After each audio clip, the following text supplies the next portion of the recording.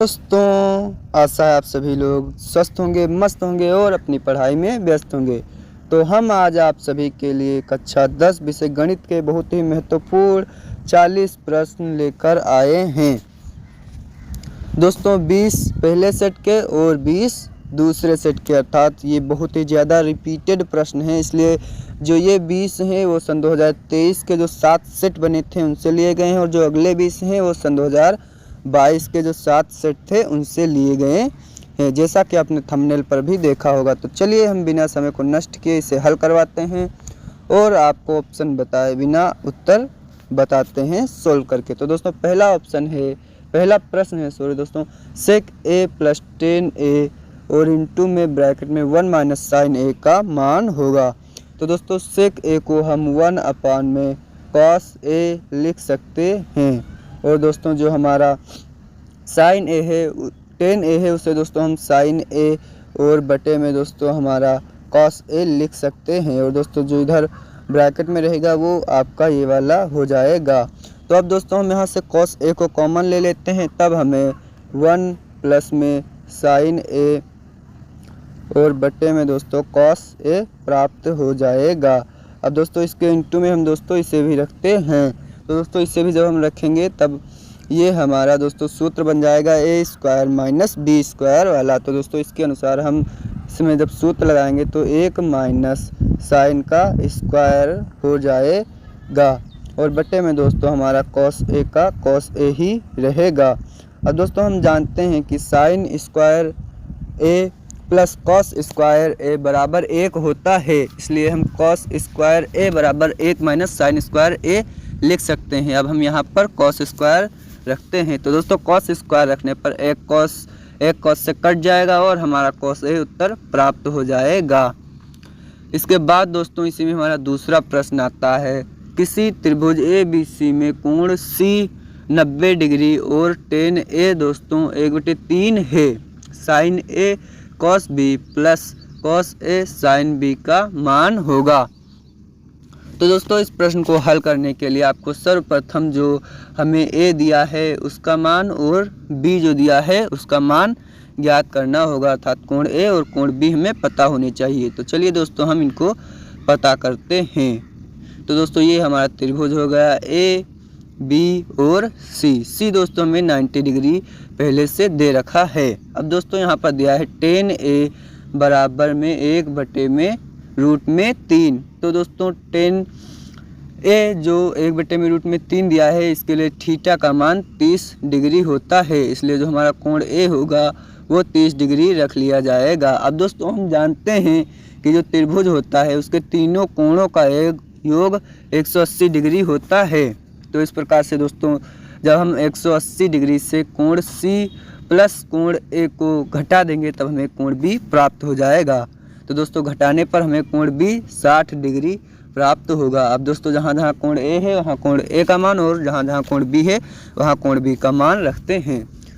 तो दोस्तों ए है इसलिए यहाँ साइन 30 होगा, साइन 30 डिग्री का मान दोस्तों 1/2 होता है, और दोस्तों यहाँ बी है इसलिए ये cos 60 होगा, cos 60 का मान भी 1/2 ही होता है। अब दोस्तों प्लस cos ए अर्थात cos 30 डिग्री होगा, cos 30 डिग्री का मान दोस्तों √3 और बटे में 2 होता है, और इंटू में साइन 60 डिग्री का मान दोस्तों भी √3 और बटे में दोस्तों 2 होता है।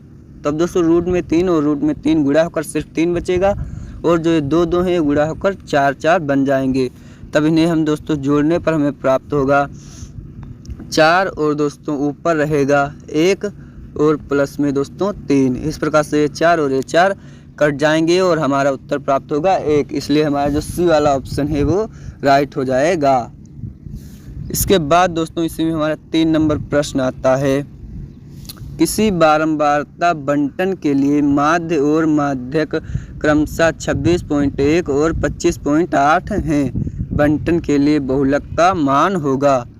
तो दोस्तों बहुलक का सूत्र होता है बहुलक f बराबर में दोस्तों 3 और गुणे में दोस्तों हमारा जो माध्यक होता है उसके लिए हम दोस्तों सिर्फ मान लिख लेते हैं, और दोस्तों माइनस होता है 2 और गुणे में जो हमारा माध्य होता है वो। तो ये दोस्तों हमारे पास सूत्र है। अब हमें दोस्तों जहाँ माध्य है वहाँ माध्य का मान और जहाँ माध्यक है वहाँ माध्यक का मान डालकर हल कर देना है।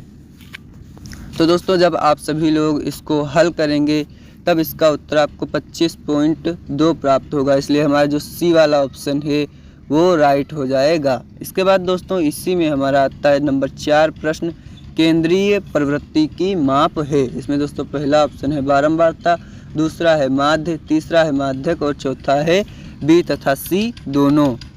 तो दोस्तों इसमें जो हमारा चौथा ऑप्शन है बी तथा सी दोनों वो राइट हो जाएगा, क्योंकि दोस्तों जो बारंबारता है वो सिर्फ केंद्रीय प्रवृत्ति की माप नहीं होती, जबकि माध्य, माध्यक और जो हमारा बहुलक है, बहुलक वो केंद्रीय प्रवृत्ति की माप होती है।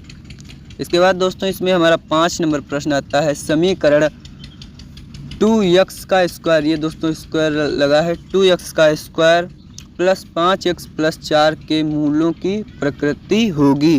तो अब आपको दोस्तों मूलों की प्रकृति ज्ञात करना होगा, और मूलों की प्रकृति ज्ञात करने के लिए हमें वियुक्त कर d ज्ञात करना होगा। दोस्तों यदि हमारा d 0 से बड़ा होता है तो हमारे मूल वास्तविक होंगे, और यदि दोस्तों जो हमारा d है वो 0 से छोटा होता है तो हमारे जो मूल होंगे वो वास्तविक नहीं होंगे। तो चलिए हम दोस्तों d को ज्ञात करने हैं। d को ज्ञात करने का सूत्र हमारा दोस्तों b का स्क्वायर माइनस 4ac होता है। तो दोस्तों यहाँ b अर्थात x जो दूसरा दिया है उसका गुणज 5 रहेगा, तो उसका स्क्वायर करेंगे तब हमें दोस्तों 25 मिलेगा, और 25 अब दोस्तों माइनस करेंगे 4ac, तो दोस्तों 4 को 4 ही लिख लेते हैं। a दोस्तों हमें 2 दिया गया है इसलिए उसकी जगह पर हम गुणे में 2 लिख लेते हैं, और दोस्तों c हमें 4 दिया गया है इसलिए उसकी जगह पर हम दोस्तों 4 लिख लेते हैं। अब दोस्तों जब हम इसको हल करते हैं तो इसको जब पूरा गुणा करेंगे तो 4 चक्कू 16 दूनी 32 हो जाएगा, और 32 माइनस में से जब 25 प्लस का घटाएंगे तब हमें माइनस का ही प्राप्त होगा, अर्थात जो हमारा विविक्त कर d है वो छोटा है 0 से, इसलिए दोस्तों इसमें हमारा जो d वाला ऑप्शन है वास्तविक नहीं वो राइट हो जाएगा।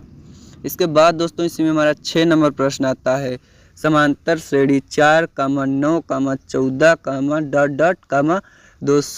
254 का अंत से 10वां पद होगा। तो दोस्तों अंत से nवां पद ज्ञात करने का फार्मूला हमारे पास l अर्थात अंतिम पद माइनस ब्रैकेट में n1 माइनस 1 और इंटू में सार्वंतर d होता है।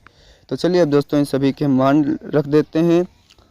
तो दोस्तों हमारे पास जो अंतिम पद है वो 254 दिया गया है, तो इसे हम दोस्तों 254 ही लिख लेते हैं। अब दोस्तों माइनस करते हैं n-1, चूँकि दोस्तों यहाँ पर हमें 10वां पद ज्ञात करना है इसलिए जो हमारा n होगा वो 10 हो जाएगा, और 10 से 1 जाएगा तो दोस्तों हमारा 9 हो जाएगा। इस प्रकार से 9, और दोस्तों सर्वांतर निकालने के लिए हमें जो समांतर श्रेणी दी होती है उसके दूसरे पद में से प्रथम पद घटाना होता है।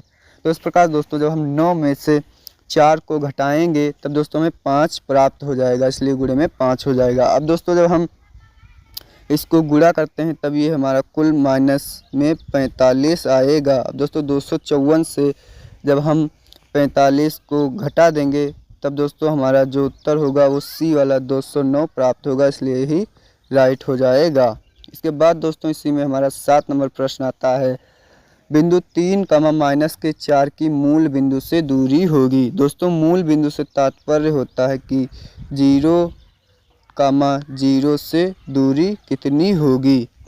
तो दोस्तों चूँकि ये दोनों बिंदु हमारे 0 हैं तो हम MCQ हल कर रहे हैं इसलिए इसको काउंट नहीं करते हैं दोस्तों, डायरेक्ट इसे कर लेते हैं। तो दोस्तों दूरी के सूत्र के हिसाब से हम यहाँ पर लिख लेते हैं x² और दोस्तों प्लस में y² रूट के अंदर ही दोस्तों इन दोनों को कर लेते हैं। दोस्तों अगर इसमें हमारा जो मूल बिंदु नहीं होता अर्थात 0, नहीं होता तो सूत्र होता x2 - x1 का whole of square plus y2 - y1 का होल ऑफ स्क्वायर। तो यहाँ पर दोस्तों जो -3 है वो हमारा x है, जो -4 है वो y है।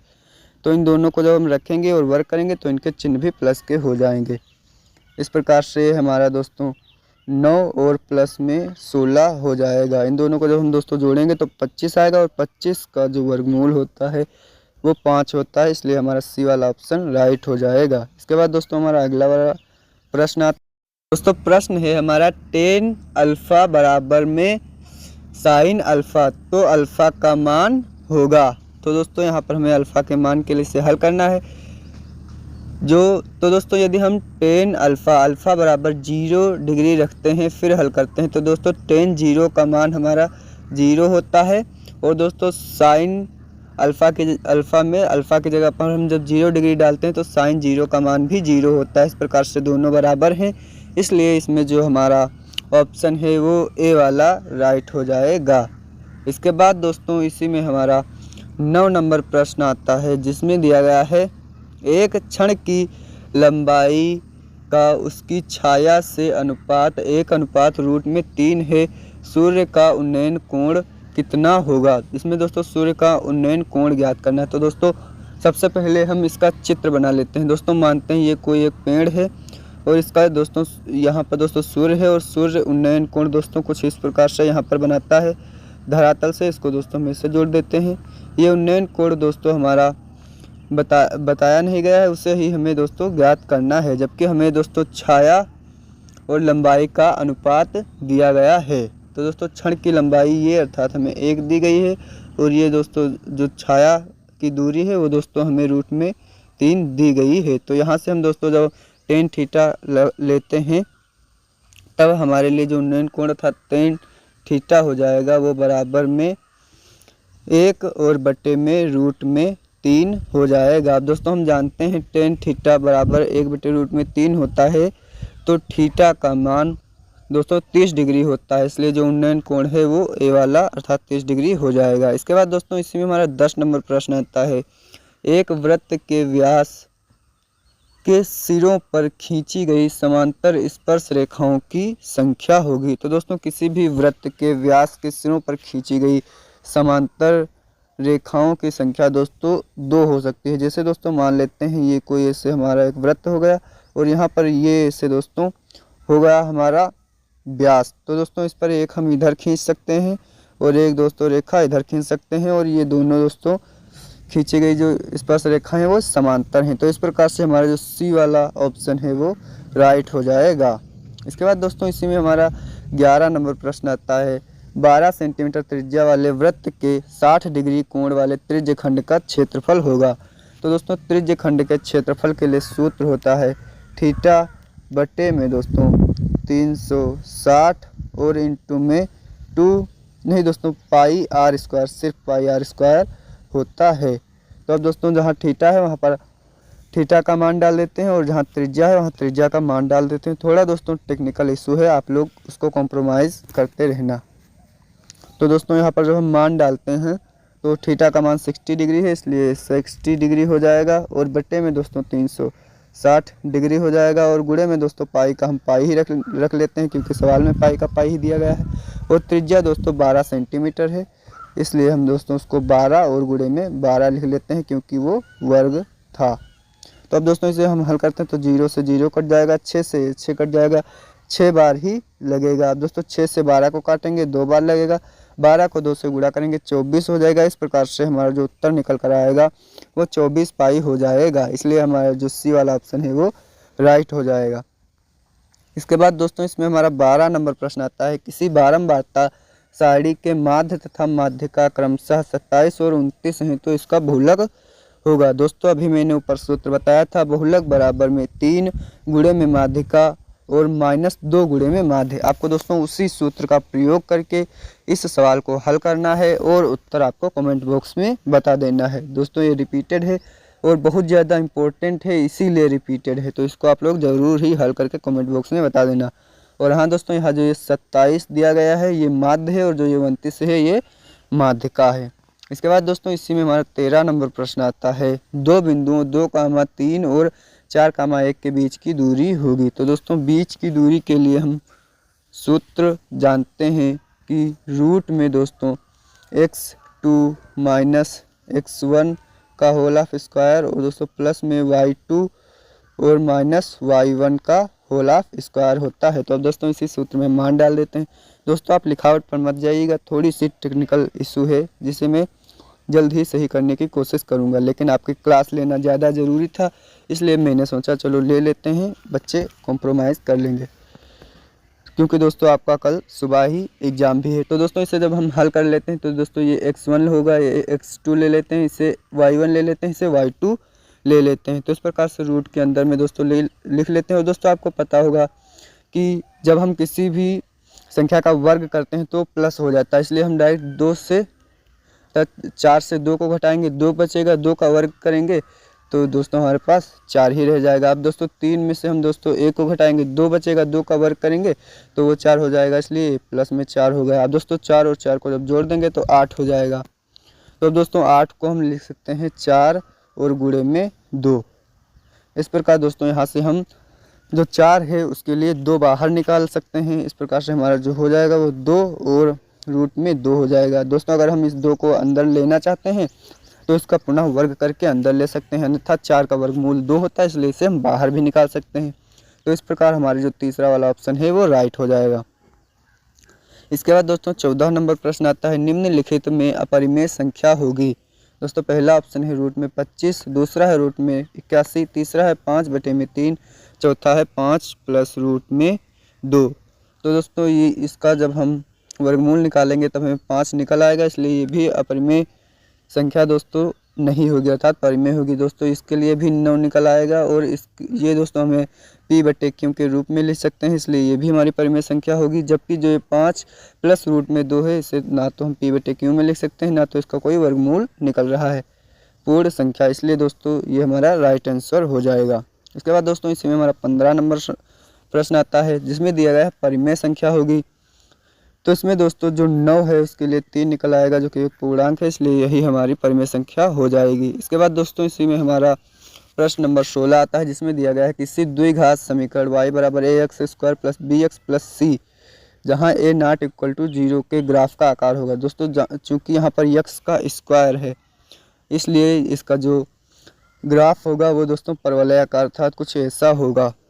इसके बाद दोस्तों इसी में हमारा 17 नंबर प्रश्न आता है, यदि समीकरण x² minus 4x plus a बराबर 0 के कोई वास्तविक मूल नहीं हो तो। दोस्तों कोई वास्तविक मूल नहीं हो का अर्थ है जो हमारा विविक्तकर d है वो छोटा है 0 से। तो अब दोस्तों विविक्तकर का सूत्र लगाते हैं, तो विविक्तकर का सूत्र b² माइनस 4ac होता है। तो दोस्तों b की जगह पर हम 4 लिखते हैं, माइनस का 4 है उसका स्क्वायर 16 प्लस का हो जाएगा।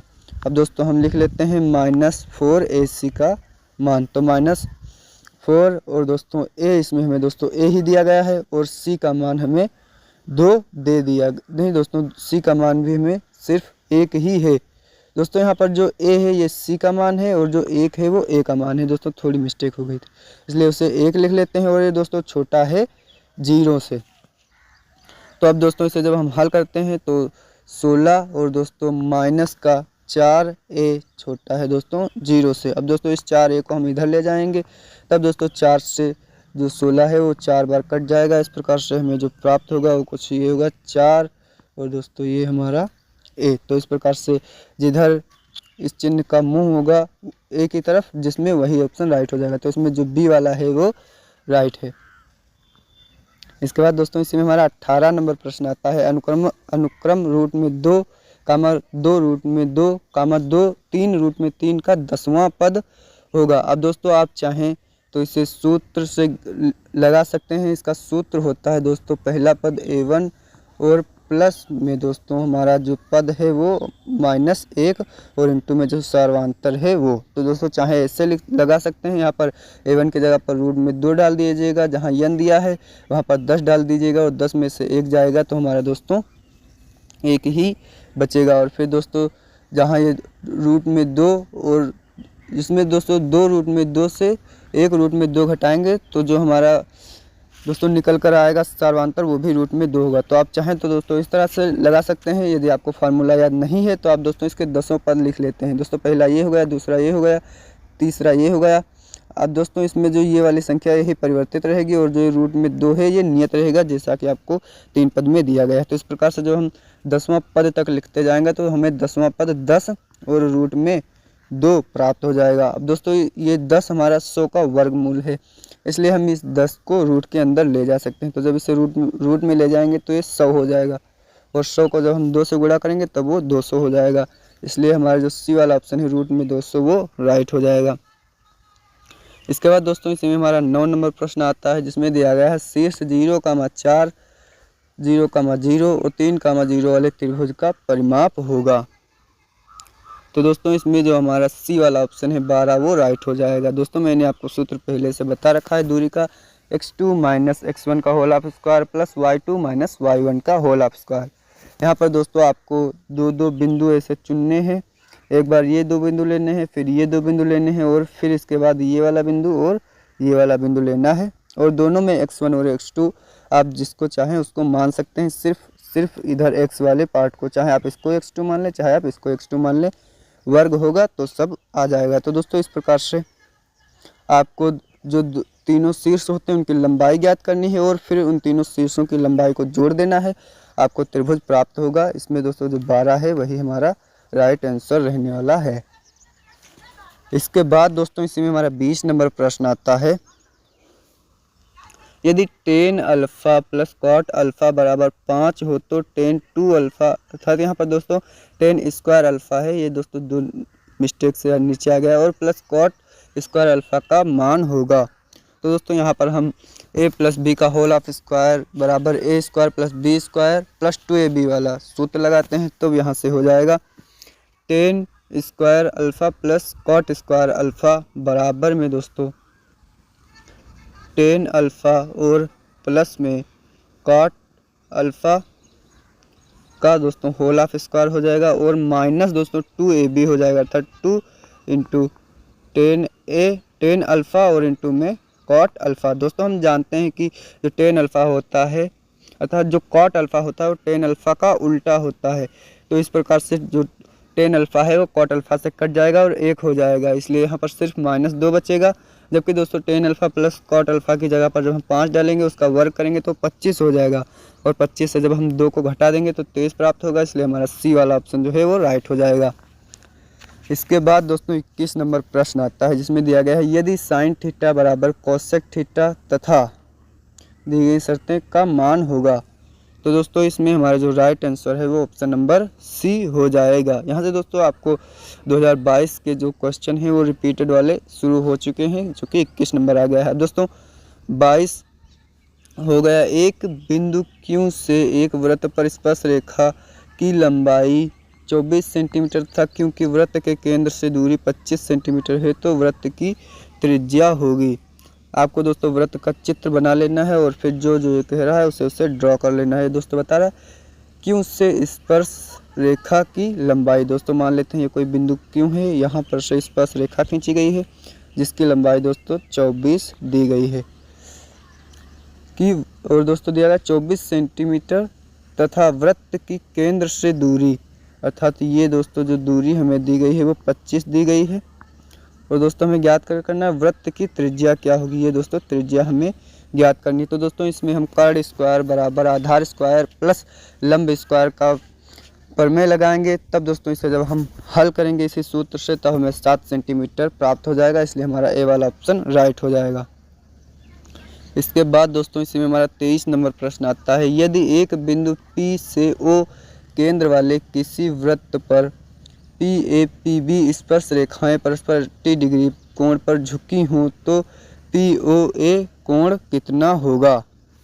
तो दोस्तों आपको इस प्रश्न का उत्तर कमेंट बॉक्स में देना है, और जो इस प्रश्न का उत्तर राइट देगा मैं उसका कमेंट को पिन करूंगा। तो चलिए दोस्तों देखते हैं कौन कौन इस प्रश्न का सही उत्तर कमेंट बॉक्स में देता है। और हाँ दोस्तों, यदि आप सभी को वीडियो पसंद आ रही है, लग रहा है कि दोस्तों कंटेंट अच्छा है, तो वीडियो को लाइक कर दीजिएगा और हमारे चैनल को सब्सक्राइब कर लीजिएगा। दोस्तों इसमें हमारा 24 नंबर प्रश्न आता है, एक ठोस पाइप का व्यास 4 सेंटीमीटर, लंबाई 20 सेंटीमीटर, धातु का आयतन होगा। तो दोस्तों आयतन का सूत्र, जो बेलन का आयतन होता है उसका सूत्र दोस्तों पाई आर स्क्वायर एच होता है। तो दोस्तों यहाँ पर आर स्क्वायर की जगह पर आर का मान डाल देंगे। यहाँ पर दोस्तों आर का मान हमारा 2 होगा क्योंकि व्यास 4 दिया है। तो इस प्रकार से जब दोस्तों त्रिज्या का 2 मान डालेंगे तो उसका वर्ग करने पर वो 4 प्राप्त हो जाएगा। और गुणे में दोस्तों हमारा जो 20 है वही रहेगा, क्योंकि वो दोस्तों लंबाई है। अब दोस्तों ये 20 हो जाएगा। और दोस्तों गुणे में जो हमारा पाई है वो एज इट इज़ ऐसा ही रहेगा, क्योंकि हमें ऑप्शनों में पाई वैसे ही दिया है, इसलिए हम खामखा कैलकुलेशन नहीं करेंगे। तो दोस्तों अब 4 को 2 से गुणा करेंगे तो 8 हो जाएगा। इस प्रकार से जो हमारा 80 पाई सेंटीमीटर क्यूब है, अर्थात ऑप्शन डी है जो राइट हो जाएगा। इसके बाद 25 नंबर प्रश्न आता है, आर त्रिज्या के एक ठोस अर्धगोले का कुल पृष्ठीय क्षेत्रफल होगा।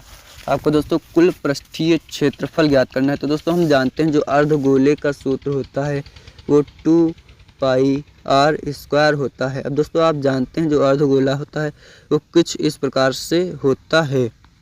तो दोस्तों यहाँ पर आपने अभी तक सिर्फ और सिर्फ इतने भाग का क्षेत्रफल लिखा है, सिर्फ इतने भाग का। भी दोस्तों ये जो ऊपर वाला भाग है उसका नहीं लिखा है, क्योंकि दोस्तों पूरा गोला हमारा इस प्रकार से होता है। इस प्रकार से जो पूरा गोला होता है उसकी माप 4 पाई आर स्क्वायर होता है, उससे आधा करने पर हमें 2 पाई आर स्क्वायर मिलता है। किंतु जब हम इसे काट देते हैं तो अंदर एक वृत्त का निर्माण होता है, जिसको लिखने पर तभी हमें कुल दोस्तों पृष्ठीय क्षेत्रफल प्राप्त होगा। तो दोस्तों वृत्त का जो क्षेत्रफल होता है वो पाई आर स्क्वायर होता है। दोस्तों 2 पाई आर स्क्वायर में पाई आर स्क्वायर जोड़ेंगे तो 3 पाई आर स्क्वायर प्राप्त हो जाएगा, इसलिए हमारा जो सी वाला ऑप्शन है वो राइट हो जाएगा। इसके बाद दोस्तों 26 नंबर प्रश्न आता है, एक बारंबारता सारणी का माध्य तथा माध्यक क्रमशः उसका बहुलक होगा। दोस्तों देखिए फिर से उसी में का प्रश्न रिपीट हुआ है। दोस्तों जैसा कि मैंने कहा था ये प्रश्न बहुत ही ज़्यादा इम्पोर्टेंट है, इसलिए आप लोगों को इन्हें अवश्य ही करना है, हर हाल में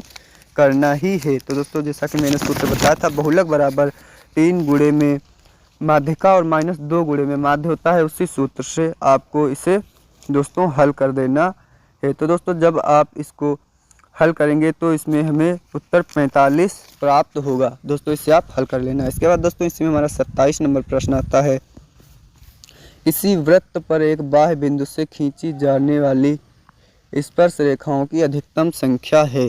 दोस्तों मान लेते हैं कोई ये वृत्त है, अब इस पर एक बिंदु ये ले लेते हैं और इस पर दोस्तों हम एक स्पर्श रेखा खींचते हैं। अब दोस्तों आप जानते होंगे कि यहाँ से हम दूसरी स्पर्श रेखा नहीं खींच सकते हैं, क्योंकि ये पहली स्पर्श रेखा को काट देती है। इस प्रकार से जो किसी एक बिंदु से खींची जाने वाली स्पर्श रेखाओं की अधिकतम संख्या है वो 1 हो जाएगी, इसलिए हमारा ऑप्शन ए राइट हो जाएगा। दोस्तों 28 नंबर प्रश्न आता है, बिंदु 7,3 की y अक्ष से दूरी होगी। तो दोस्तों जो बिंदु 7,3 है उसकी y अक्ष से दूरी हमारी 7 मात्रक होगी। यदि दोस्तों यहीं पर हमें x अक्ष से दूरी पूछता तो हमारी 3 मात्रक हो जाती, किंतु यहाँ y अक्ष से पूछा है, इसलिए हमारा तीसरा ऑप्शन राइट हो जाएगा। इसके बाद दोस्तों 29 नंबर प्रश्न आता है, tan 0 बराबर क्या होता है। तो दोस्तों tan 0 बराबर 0 होता है। इसके बाद दोस्तों 30 नंबर प्रश्न आता है, समांतर श्रेणी माइनस का 62 कामा माइनस का 59 डॉट डॉट 7 कामा 10 का 11वां पद होगा। तो दोस्तों आप जानते हैं कि जो nवां पद होता है उसको ज्ञात करने का सूत्र प्रथम पद प्लस में n-1 और इंटू में d अर्थात सार्वंतर होता है। तो चलिए दोस्तों सभी के मान पुटअप करते हैं। तो पहला पद अर्थात इसे हम दोस्तों माइनस का 62 लिख लेते हैं। अब दोस्तों प्लस में लिख लेते हैं 11वां पद लिखना है, इसलिए हमें इनकी जगह पर 11 रहेगा। 11 से 1 जाएगा तो दोस्तों हमारा 10 बचेगा। अब दोस्तों हमें दूसरी संख्या से पहली संख्या को घटाना है, इसलिए दोस्तों जब हम 59 से 62 को घटाएंगे तो 62 प्लस का हो जाएगा और उससे 59 घट जाएगा। तो घटने पर ये हमें दोस्तों 3 सार्वंतर प्राप्त हो जाएगा। अब दोस्तों 10 को 3 से गुणा करने पर 30 हो जाएगा और 62 से जब हम दोस्तों 30 को घटाएंगे तब हमें दोस्तों 32 माइनस का 32 प्राप्त होगा, इसलिए हमारा बी वाला ऑप्शन राइट हो जाएगा। इसके बाद दोस्तों 31 नंबर प्रश्न आता है, 5 सेंटीमीटर त्रिज्या के वृत्त के बिंदु पर खींची गई स्पर्श रेखा पी क्यू केंद्र ओ से जाने वाली एक रेखा से बिंदु क्यू पर मिलती है। यदि ओ क्यू 12 सेंटीमीटर है तो पी ओ की माप कितनी होगी। दोस्तों इस प्रश्न को आपको पूरा दोस्तों अब तक मैंने इस पर के 2 से 3 क्वेश्चन करवा चुका हूं आपको, इसलिए मैं चाहता हूं इससे आप लोग स्वयं इसका चित्र बनाएं और फिर इसे हल करें। दोस्तों जो हमारे रेखा गणित के सवाल होते हैं उनका नाम ही होता है रेखा गणित, अर्थात आपको उसकी ज्यामितीय संरचना बनाना है और फिर उसको हल करना है। यदि आप दोस्तों एग्जाम में किसी भी प्रश्न को ऐसे ही बिना उसकी संरचना बनाए हल कर देते हैं तो आपको दोस्तों उसके नंबर नहीं दिए जाएंगे। आप चाहें तो निर्देशांक पर देख सकते हैं ये बात।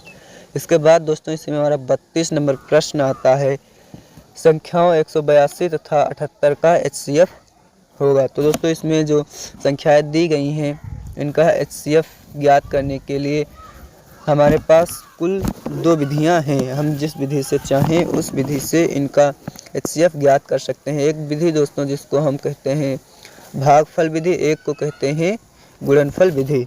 तो दोस्तों इन विधियों से जब आप इसे हल करेंगे तब आपको जो ऑप्शन होगा बी अर्थात 26 प्राप्त हो जाएगा, जो कि आपका राइट आंसर हो जाएगा। इसके बाद दोस्तों इसी में हमारा 33 नंबर प्रश्न आता है, एक बेलन के आधार की त्रिज्या 3.5 सेंटीमीटर है, यदि उसकी ऊंचाई 8.4 सेंटीमीटर हो तो उसका पृष्ठीय क्षेत्रफल होगा। दोस्तों पृष्ठीय क्षेत्रफल का सूत्र जो बेलन का होता है वो 2πr/h होता है। तो अब दोस्तों यहाँ पर हम सभी के मान डालते हैं। दोस्तों हमें त्रिज्या का मान 3.5 दे रखा है, गुणे में ऊंचाई का मान 8.4 दे रखा है। और दोस्तों हम जानते हैं कि सूत्र का 2 आता है और गुणे में दोस्तों चूंकि हमें पाई का मान इसमें दिया नहीं है और ऑप्शंस में एज इट इज़ रख दिया गया है, इसलिए हम इसे ऐसे ही रख देते हैं। तब दोस्तों इसे ऐसे ही रखने पर जब हम इनको हल करेंगे तब इसमें हमारा जो दोस्तों ऑप्शन है वो डी वाला 58.8 पाई सेंटीमीटर स्क्वायर राइट हो जाएगा। इसके बाद दोस्तों इसी में हमारा 34 नंबर प्रश्न आता है, 4 सेंटीमीटर त्रिज्या वाले एक वृत्त के त्रिज्य खंड का कोण 60 डिग्री है, उसका क्षेत्रफल होगा। दोस्तों त्रिज्य खंड के क्षेत्रफल का सूत्र आपसे मैं पहले भी बता चुका हूँ, थीटा बटे में दोस्तों 360 और दोस्तों गुणे में 2πr होता है, 2πr होता नहीं दोस्तों क्षेत्रफल है इसलिए 2 नहीं होगा और πr² हो जाएगा। दोस्तों 2πr तब लगाते हैं जब उसके दोस्तों जो परिधि होती है उससे जब ज्ञात करना होता है तब हम दोस्तों उसका प्रयोग करते हैं, किंतु यहाँ पर चूंकि हमें परिधि नहीं क्षेत्रफल ज्ञात करना है इसलिए थीटा बटे 360 इंटू में πr² लगाना है। इसके बाद दोस्तों इसी में हमारा और दोस्तों इसमें जो राइट आंसर होगा वो हमारा option C 8/3 pi centimetre square होगा, क्योंकि दोस्तों जब तक आपको उत्तर नहीं प्राप्त होता है तब तक आप संतुष्ट नहीं होते हैं कि मैंने लगाया है ये सही है या नहीं, इसलिए मैंने उत्तर आपको बता दिया है। इसमें दोस्तों 35 नंबर प्रश्न आता है, द्विघात समीकरण x² + x - 2 का विविक्त कर होगा। तो आपको दोस्तों विविक्त कर ज्ञात करना है, b² -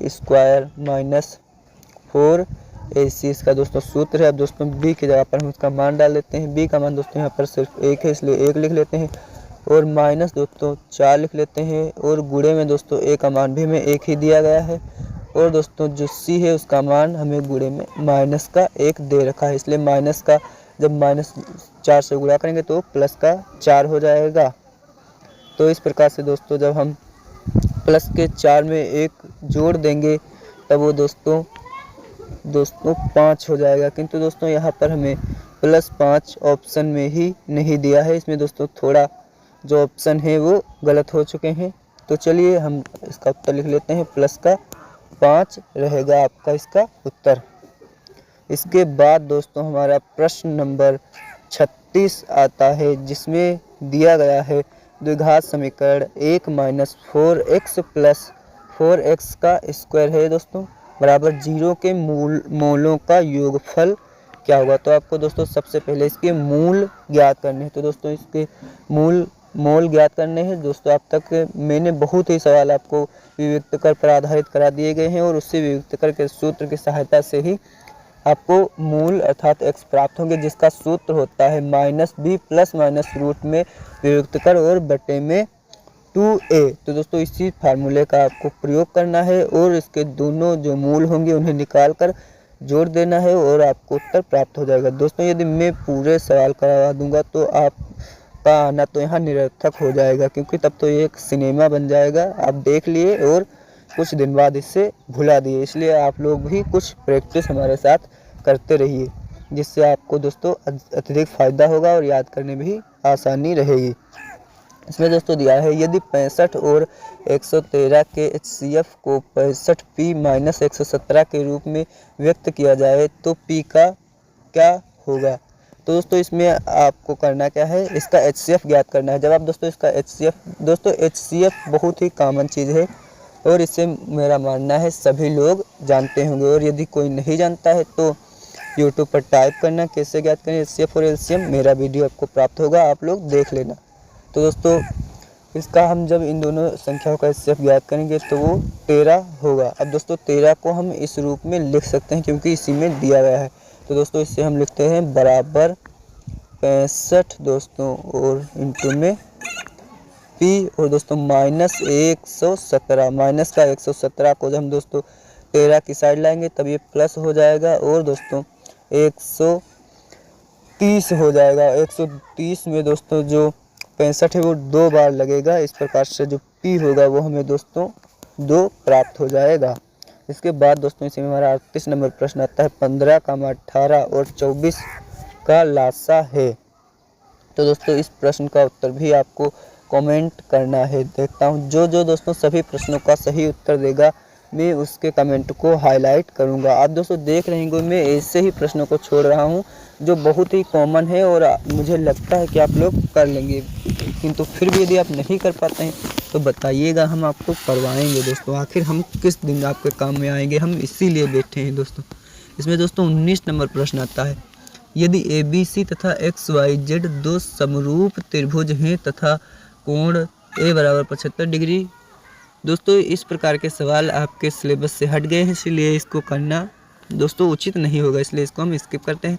अब दोस्तों 40 नंबर प्रश्न आता है बिंदु M-3, की मूल बिंदु से दूरी होगी। जैसा कि मैंने अभी पिछला आपको बताया सूत्र, आपको डायरेक्ट इसे हल कर देना है। रूट के अंदर ये दोस्तों 9 होगा और प्लस में 16 होगा। 9 और 16 को जोड़ देंगे तो 25 हो जाएगा। 25 का वर्गमूल 5 निकलेगा, इसलिए आपका जो राइट आंसर है वो ऑप्शन ए हो जाएगा।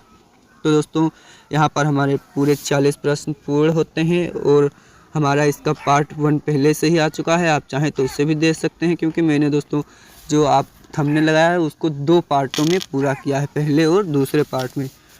तो दोस्तों आशा है आप सभी को हमारी वीडियो बहुत ही पसंद आई होगी और आपने इस वीडियो को अपना प्यार देते हुए लाइक किया होगा और गुरु दक्षिणा देते हुए इस चैनल को सब्सक्राइब कर लिया होगा। तो चलिए मिलते हैं अगली किसी अच्छी सी वीडियो के साथ। तब तक के लिए आप सभी लोग अपना ध्यान रखिएगा, स्वस्थ रहिएगा, मस्त रहिएगा और अपनी पढ़ाई में व्यस्त रहिएगा। जय हिंद।